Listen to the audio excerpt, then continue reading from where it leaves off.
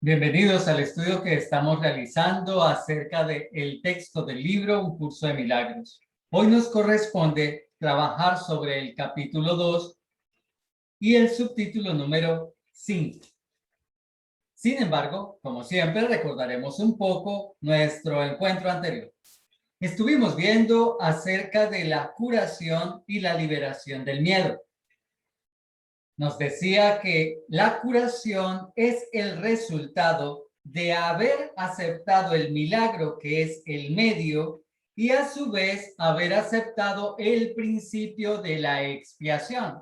La expiación como principio que es más abarcante y por lo tanto tiene dentro de ella al milagro y a la curación. Estuvimos viendo que era necesario comprender que la enfermedad no es más que el resultado de una mente no recta, de una mente que no ha aceptado la expiación, de una mente que ha preferido seguir los dictámenes del ego en vez de acercarse al Espíritu Santo para ver qué ocurriría en ese caso. También nos recalcó que la mente es la única que puede crear, el espíritu ya fue creado. Y que el cuerpo es un recurso de aprendizaje, cosa que también nos recordará el día de hoy.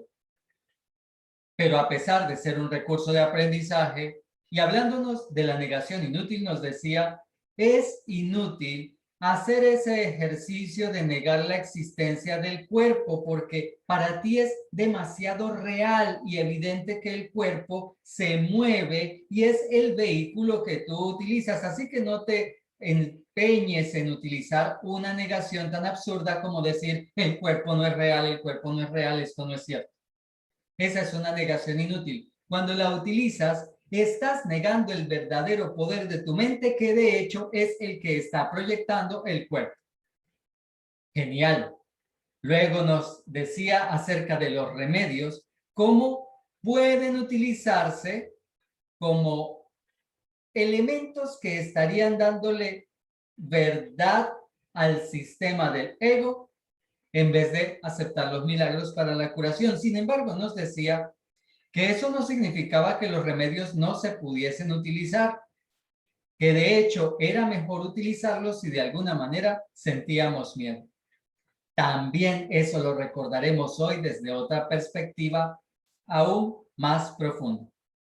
Finalizamos nuestro encuentro de ayer hablando acerca de la expiación y que el valor de ella estaría sobre todo más comprendido cuando nos diésemos cuenta que se manifestaba a través de los milagros según las necesidades que cada uno tuviese. Para ti, tu necesidad que necesita ser solucionada con milagros es esta. A ti se te ofrecerá de una manera en que el milagro no pase desapercibido. A mí puedo tener otra necesidad diferente y el milagro llegará de una forma aparentemente distinta que solucionará mis necesidades, mis carencias, para que yo me dé cuenta que definitivamente no hay grados de dificultad en los milagros y que para cualquier situación hay un milagro que la solucionaría. Después de recordar lo que vimos ayer, vámonos hoy a nuestro tema. Capítulo 2, la separación y la expiación.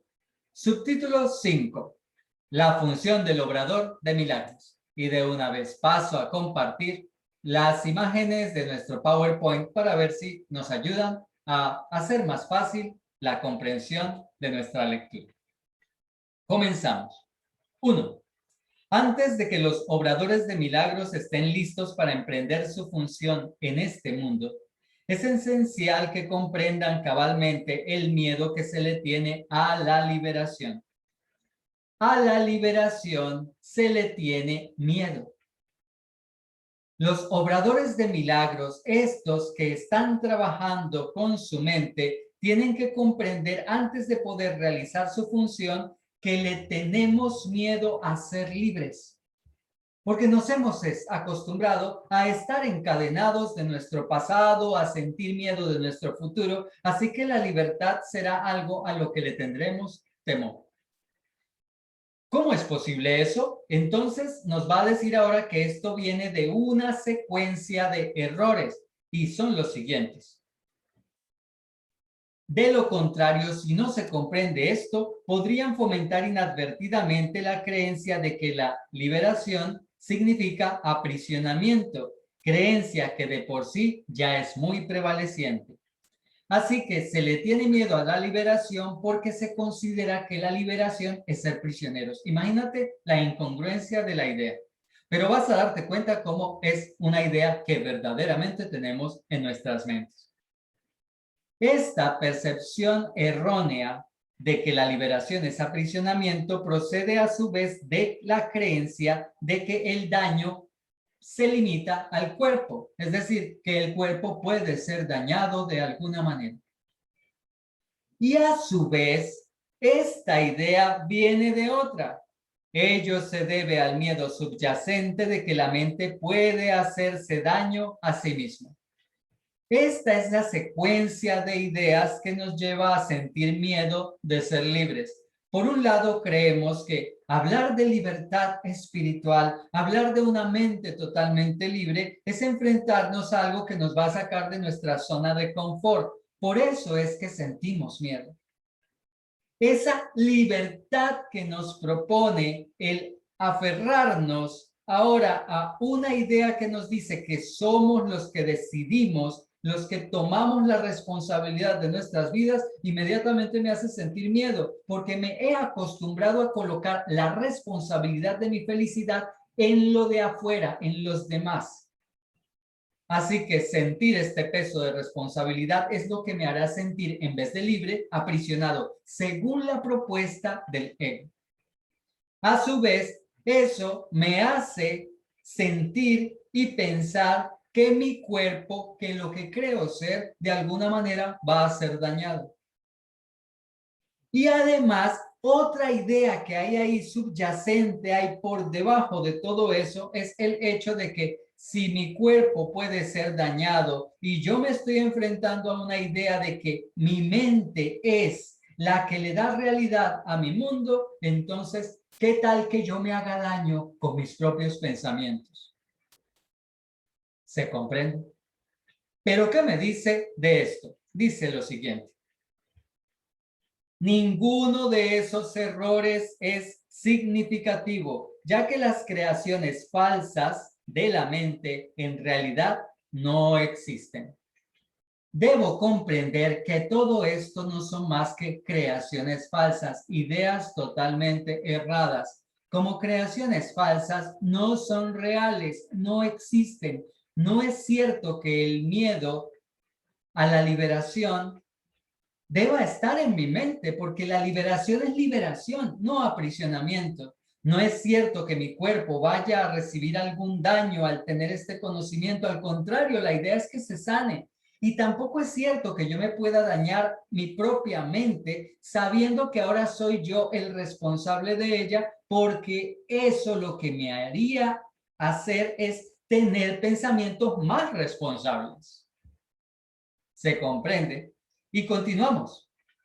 Este reconocimiento, reconocer esto, que son creaciones falsas y no algo real, nos dice, es un recurso protector mucho más eficaz que cualquier forma de confusión de niveles, porque introduce la corrección al nivel del error.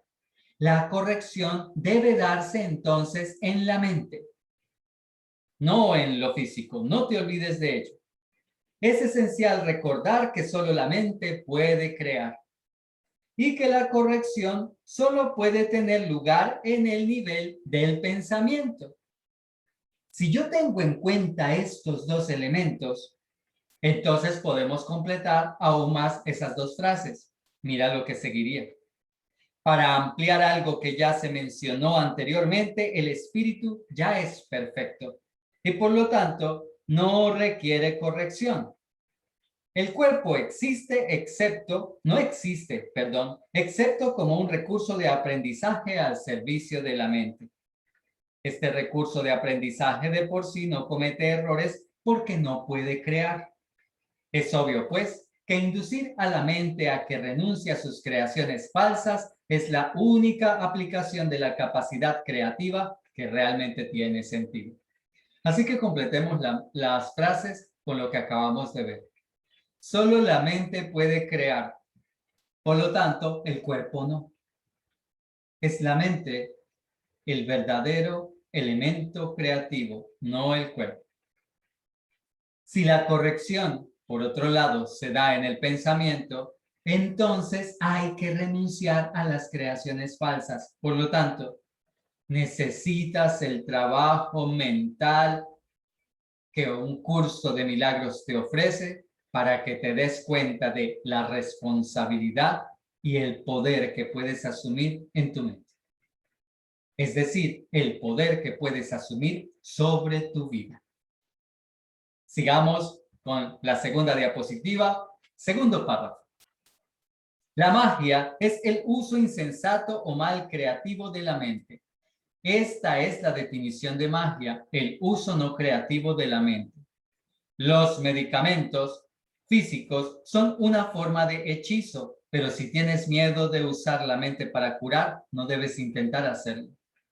Los medicamentos, por lo tanto, también vienen del uso no creativo de la mente. De no utilizar la mente básicamente para sanarnos, sino pretender que son cosas externas las que nos pueden curar.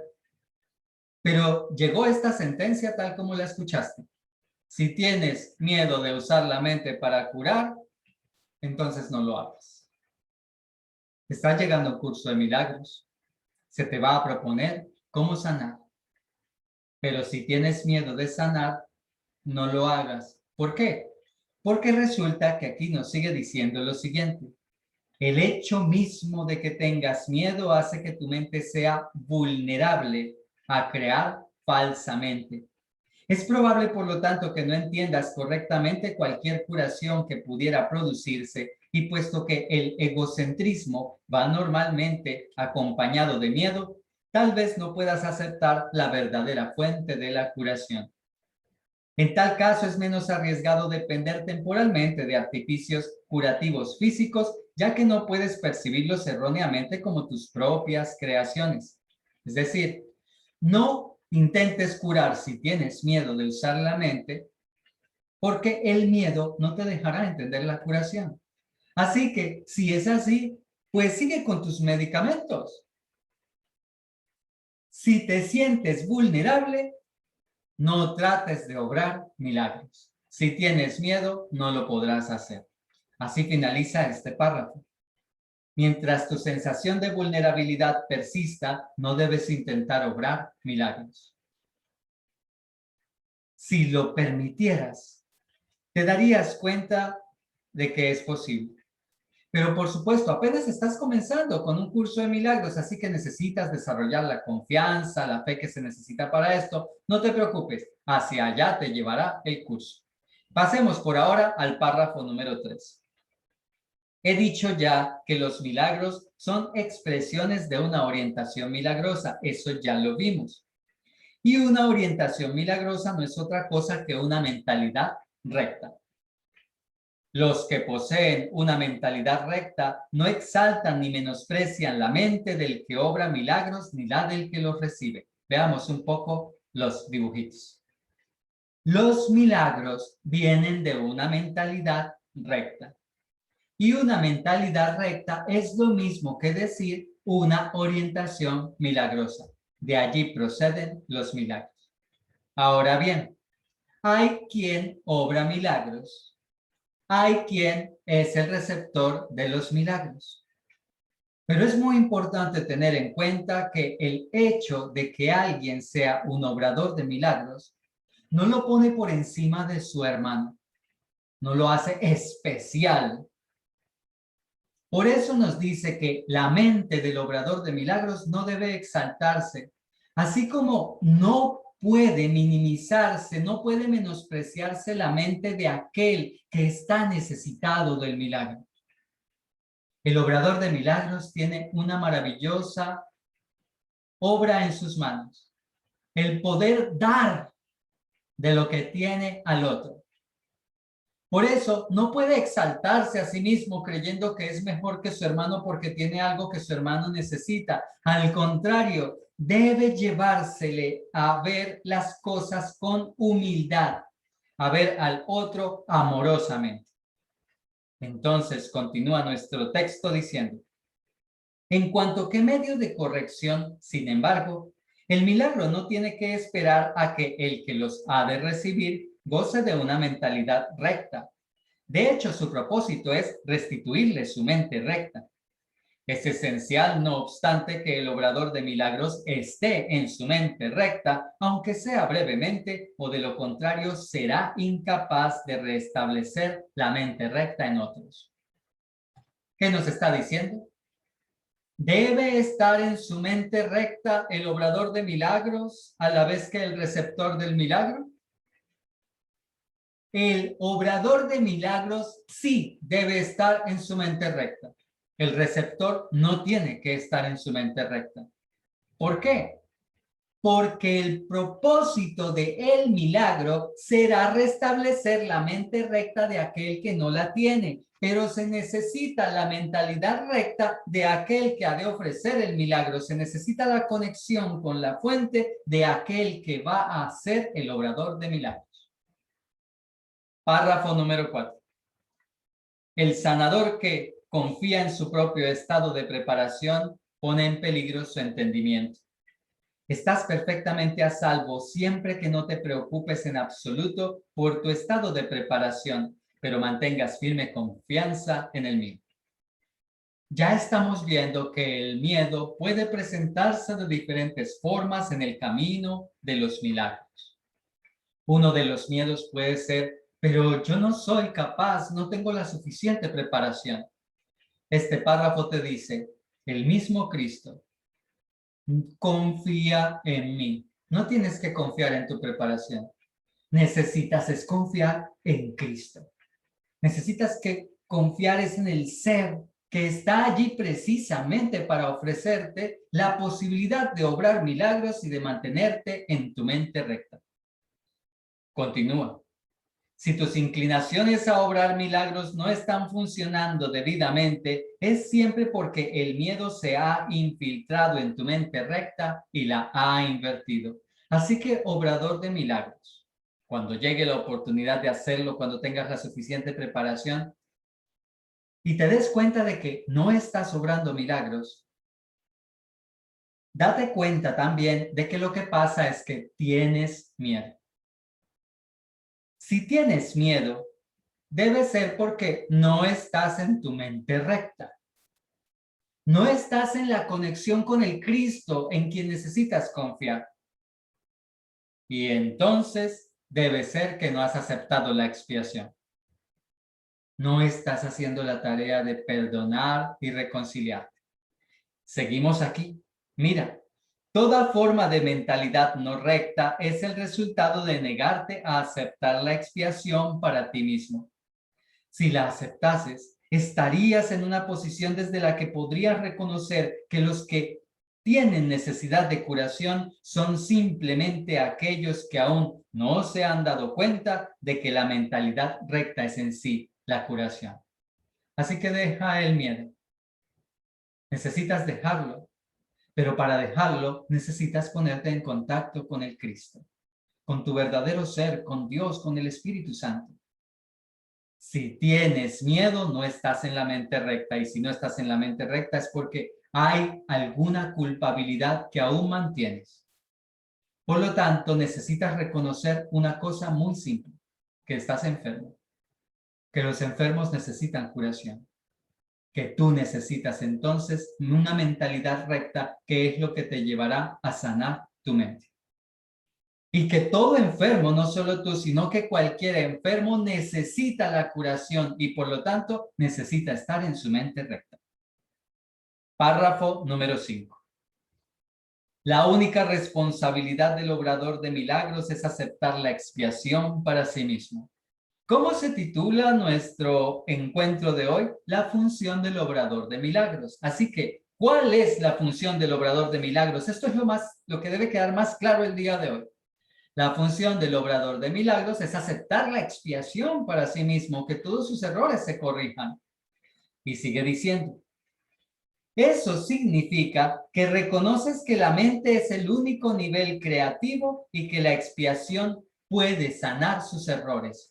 Tu mente errada necesita, por lo tanto, la expiación para que sus errores sean corregidos. Por eso nos dice que tu función es aceptar la expiación para ti mismo. Cuando tú permites que tu mente errada acepte la expiación, sus errores sean corregidos, ahora entras a la mente recta. No te olvides que nos encontramos básicamente hablando del sistema de perdón. La expiación o reconciliación necesita el perdón para hacerse efectiva en tu vida. Pero este es el proceso de 3 pasos. Mente errada acepta la expiación y el resultado debe ser una mentalidad recta. Sigue. Una vez que hayas aceptado esto, tu mente podrá solamente sanar. Al negarle a tu mente cualquier potencial destructivo y restituir de nuevo sus poderes estrictamente constructivos, te colocas en una posición desde la que puedes eliminar la confusión de niveles en otros. Cuando aceptas tu mentalidad recta, estás aceptando los poderes constructivos de tu mente. Te conviertes en el obrador de milagros, en aquel que puede dar porque tiene, en aquel que no está en la carencia, en aquella que no se encuentra en carencia y por lo tanto puedes ayudar a otros que están en los errores de una mente errada que tú tenías antes, pero que rectificaste. ¿Se comprende? Y entonces me dice aquí, el mensaje que le das a aquellos que se encuentran en ese estado de error es el siguiente. El mensaje que entonces les comunicas es el hecho irrefutable de que sus mentes son igualmente constructivas. Aquí estás utilizando el milagro como un sistema de comunicación. ¿Te acuerdas que lo vimos al principio? Los milagros son la comunicación con mis hermanos. ¿Qué comunicación les estoy transfiriendo? Pues la idea de que sus mentes son constructivas en primer lugar. Y sigue diciendo. Y además, el mensaje que entonces les comunicas es el hecho irrefutable de que sus mentes son igualmente constructivas y de que sus creaciones falsas no pueden hacerles daño. Y mira lo que ocurre. Al afirmar esto, al comunicarle esto a quienes se encuentran en el error, liberas la mente de la tendencia a exagerar el valor de su propio recurso de aprendizaje y la restituyes a su verdadero papel de estudiante. Corriges los errores en las mentes de tus hermanos al mostrarles que en realidad es en su mente donde pueden tomar decisiones así como lo hiciste tú y que son sus pensamientos los que los llevarán a ser felices así como ahora estás tú. ¿Se comprende? Veamos la siguiente diapositiva, párrafo 6. Debe subrayarse nuevamente que al cuerpo le resulta tan imposible aprender como crear. En cuanto que recurso de aprendizaje se deja llevar simplemente por el estudiante, mas si se le dota falsamente de iniciativa propia, se convierte en una seria obstrucción para el mismo aprendizaje que debería facilitar. Así que, ojo, la mente es capaz de estar iluminada. ¿Recuerdas? Hay que liberar la luz interior, ¿recuerdas? Ok, tu mente tiene una gran diferencia con tu cuerpo. Pero resulta que la diferencia está dada en este hecho, que el cuerpo hace lo que la mente le diga. Porque es la mente la que domina, es la mente la que crea. Mira, solo la mente es capaz de iluminación. El espíritu ya está iluminado y el cuerpo de por sí, perdón por esa interrupción, el espíritu ya está iluminado y el cuerpo de por sí es demasiado denso. La mente, sin embargo, puede hacer llegar su iluminación hasta el cuerpo al reconocer que éste no es el estudiante y que por lo tanto no tiene la capacidad de aprender. Tu cuerpo hará lo que tu mente le diga. Tu mente, que eres tú.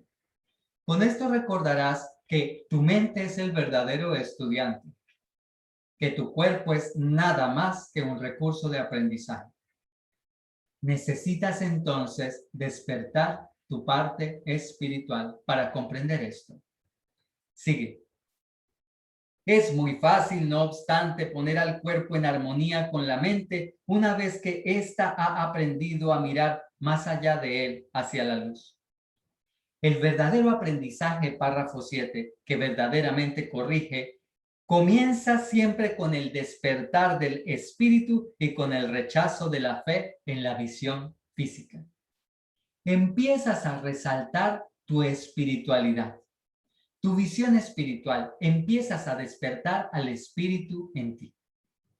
Empiezas a dejar con ello de lado la importancia que le has dado al cuerpo, a la parte física. Y acuérdate que ya hemos dicho que no se trata de eliminar el cuerpo de la ecuación, simplemente de comprender cuál es su papel, que se trata de un vehículo, no de lo que tiene que ordenarte a ti cómo pensar, que eres tú quien le ordena a él qué es lo que debe hacer. Necesitas restaurar el poder de tu mente en ti.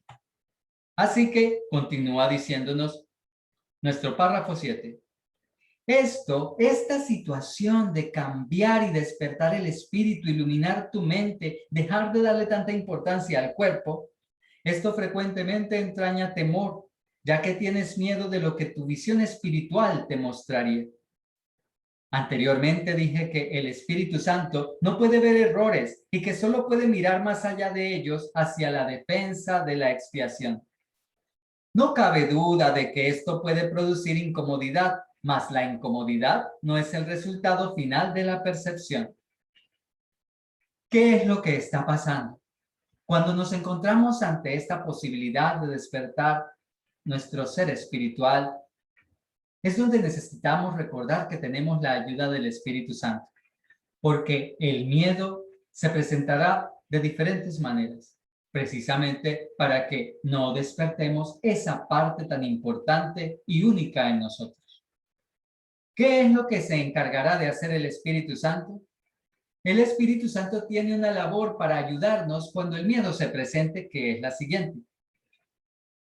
Cuando se le permite al Espíritu Santo contemplar la profanación del altar, él mira de inmediato también hacia la expiación. Nada que él perciba puede producir miedo. Todo lo que resulta de la conciencia espiritual simplemente se canaliza hacia la corrección. La incomodidad se manifiesta únicamente para traer a la conciencia la necesidad de corrección.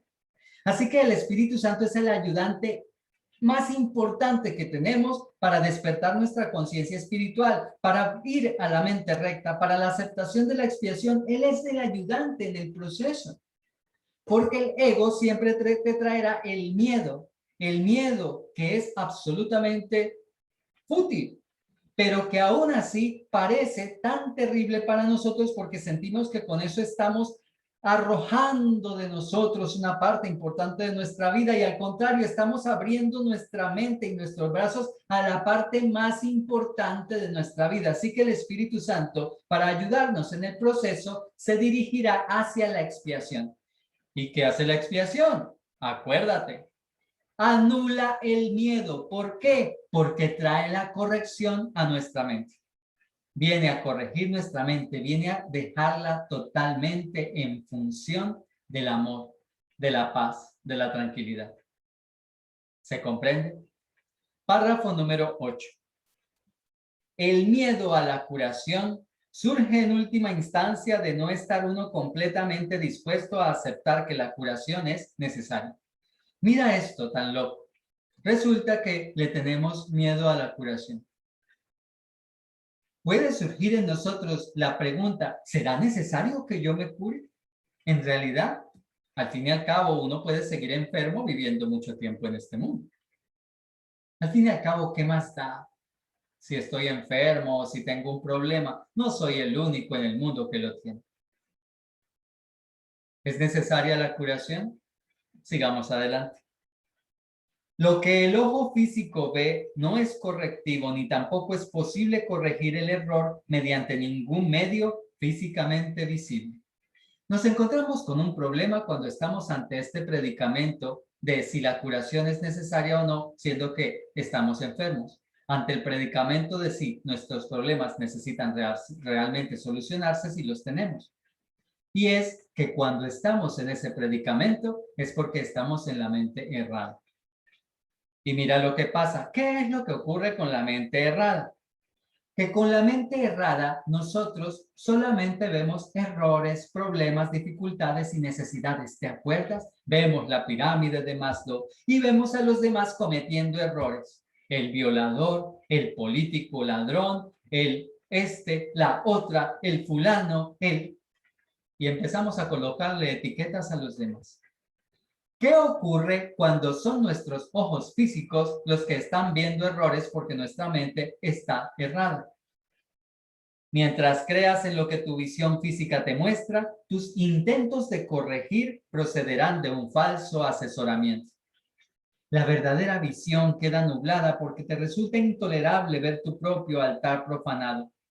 Mas como el altar ha sido profanado, tu estado se torna doblemente peligroso, a menos que percibas que así ha sido.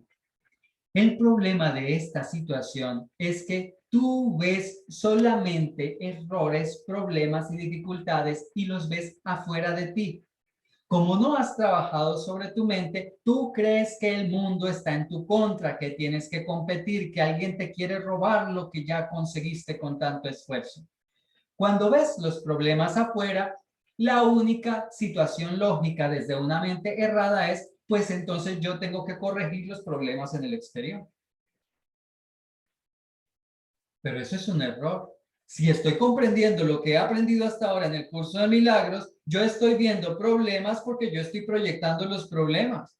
Así que yo no puedo corregir los problemas en el exterior. Sería como si me miro y fuese una dama y me miro ante un espejo y resulta que me veo llena de defectos. Así que para intentar solucionar los defectos, empiezo a coger mi maquillaje y empiezo a colocarle la base al espejo y a pintar los labios que veo reflejados en el espejo y a colocarle el marbellín y todos los elementos que se pueden utilizar para solucionar los errores. ¿Es correcto eso?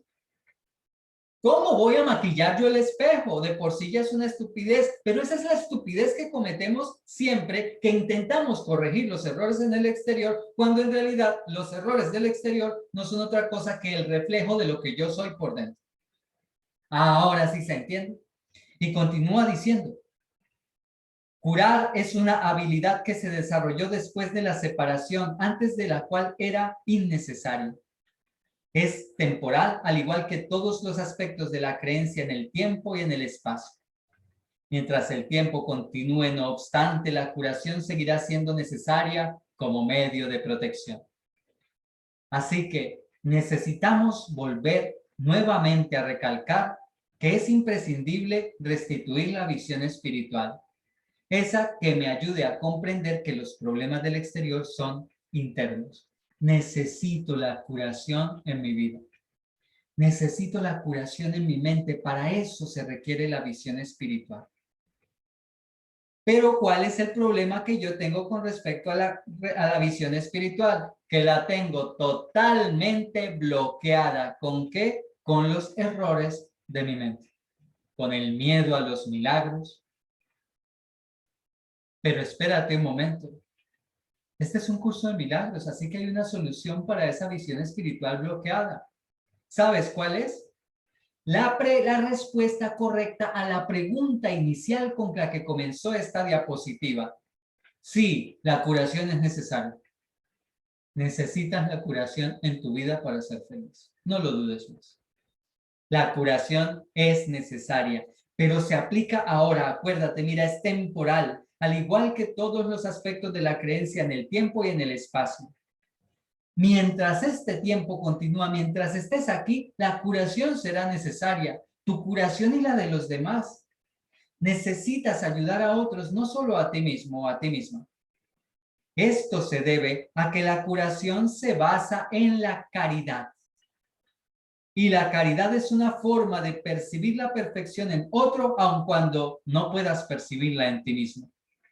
La mayoría de los conceptos más elevados de que ahora eres capaz de concebir dependen del tiempo. La caridad en realidad no es más que un pálido reflejo de un amor mucho más poderoso y todo abarcador, el cual está mucho más allá de cualquier forma de caridad que te hayas podido imaginar hasta ahora. La caridad es esencial para la mentalidad recta, aún en la pequeña medida en que ahora puedas alcanzarla. Y viene un nuevo concepto hoy, la caridad. Tú necesitas la curación, pero no solo la necesitas tú, las necesitan todos aquellos en quienes has colocado tus juicios. Necesitas verlos caritativamente, porque si lo haces, si te permites verlos caritativamente, entonces ahora vas a verlos de una forma diferente, a percibirlos de una forma distinta, a dejar de ver errores tras errores, tras errores, tras errores y empezar a verlos de una manera en que los notarás como seres perfectos. Pero necesitas ser caritativo.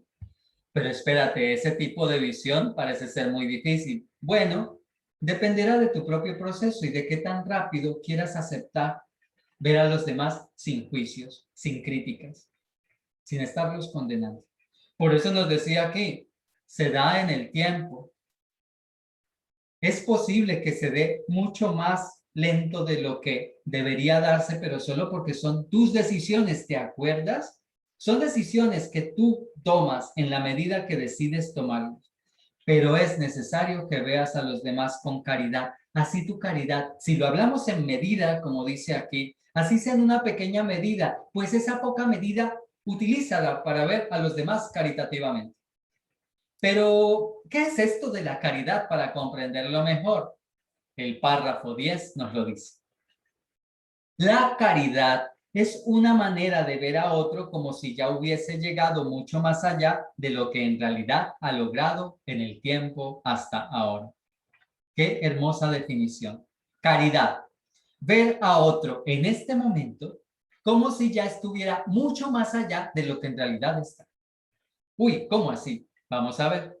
Resulta que el obrador de milagros decidió colocarse en su mente recta. Y entonces, de pronto ve a su hermano y dice, puesto que su pensamiento tiene fallos, no puede ver su hermano que la expiación es para él, pues de otro modo no tendría necesidad de caridad. La caridad que decide poner en práctica el obrador de milagros, la caridad que se le concede es a la vez una confirmación de que necesita ayuda, así como el reconocimiento de que la aceptará. Estas dos percepciones denotan claramente su dependencia del tiempo, haciendo patente el hecho de que la caridad opera todavía dentro de las limitaciones de este mundo. La caridad es para ahora, cuando la gente necesita caridad. El amor y la bondad son para ahora, cuando la gente necesita la bondad. La comprensión es para hoy, que tus hijos, tu esposa, tu esposo, tus amigos, tus vecinos necesitan tu comprensión. Necesitas tratar con caridad a los demás. Y en figuritas, para ver si se comprende lo que estamos viendo, es básicamente lo siguiente. El otro parece estar allí lleno de errores, defectos y cosas por las cuales antes del curso de milagros lo juzgabas. Pero ahora resulta que aceptas el concepto de la caridad y comprendes que para ver caritativamente a esta persona, tú no puedes concentrarte en los errores de esta persona. Tú necesitas ir más allá de lo que él está ahora. Vamos a ver si el dibujito nos ayuda. La caridad implica que tu hermano necesita ayuda y además la confianza de que tú se la ofrecerás y él la va a aceptar. ¿Se comprende? Si lo permites, entonces estarás viendo a tu hermano más allá de cómo se encuentra en este momento. Esa es la caridad, dejar de ver al otro como susceptible de ser juzgado, condenado, golpeado, lastimado de alguna manera. Y empezarlo a ver milagrosamente, amorosamente. Esto es lo que es el milagro. Este es el ofrecimiento del milagro. Nos sigue diciendo el párrafo. Estas dos percepciones de que necesita ayuda y de que la aceptará denotan claramente su dependencia del tiempo. ¿Te acuerdas? Es ahora, haciendo patente el hecho de que la caridad opera todavía dentro de las limitaciones de este mundo. Es aquí que se necesita. Dije anteriormente que solo la revelación trasciende el tiempo. La revelación, tu conexión con tu fuente y tu comunicación con Dios trasciende el tiempo. Pero ahora se necesita el milagro que es para el tiempo y para dárselo a tu hermano. El milagro, al ser una expresión de caridad, tan solo puede acortarlo. Hay que entender, no obstante, que cuando le ofreces un milagro a otro, estás acortando su sufrimiento y el tuyo. Esto corrige tanto retroactivamente como progresivamente. ¿Cómo así? Acuérdate que ya vimos el análisis del tiempo y de qué es lo que se debe hacer en él. El milagro acorta el tiempo. Acuérdate de lo aprendido. ¿Por qué lo acorta? Porque yo renuncio a las cadenas de mi pasado, al miedo de mi futuro y me quedo en el presente, ahora, en el aquí y en el ahora. Ahora tengo la posibilidad de recibir abundancia, de aceptarla y de también poderla ofrecer aquí y ahora. Y aquí y ahora veo a alguien que tiene errores en su vida, que necesita mi ayuda. Pues aquí y ahora, en esta mentalidad recta y milagrosa, estoy en disposición de ofrecérselo.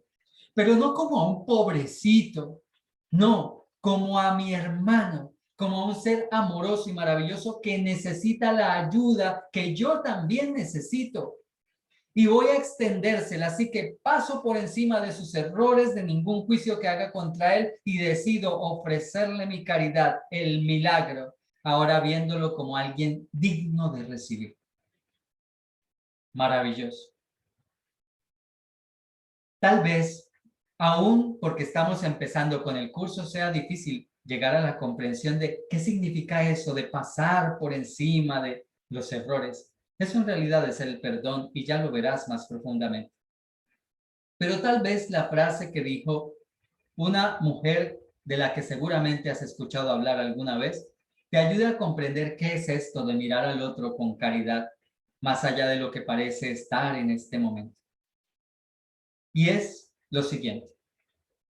Una mujer que se había dedicado a ayudar a otros, que dedicó casi toda su vida a ello, una vez recibió una entrevista. La entrevistadora le dijo: ¿usted qué hace todos los días en Calcuta? Y esta mujer contestó: cada día salgo a ver a Jesús en todos sus diferentes disfraces. Esto lo dijo aquella mujer conocida como Teresa de Calcuta. Tal vez esto te ayude a comprender la propuesta de un curso de milagros hoy. Necesitas ver al otro ahora como si estuviera mucho más allá de lo que en realidad está. La única forma de hacerlo es a través de una mentalidad milagrosa. El Espíritu Santo estará contigo para ayudarte a ese proceso. Y tú serás tan beneficiado como el otro cuando le quieras ver así, amorosamente. Gracias por tu compañía. Nos encontraremos en nuestra próxima conexión para hablar de el capítulo número 2, principios especiales de los obradores de milagros. Gratitud, bendiciones y hasta la próxima.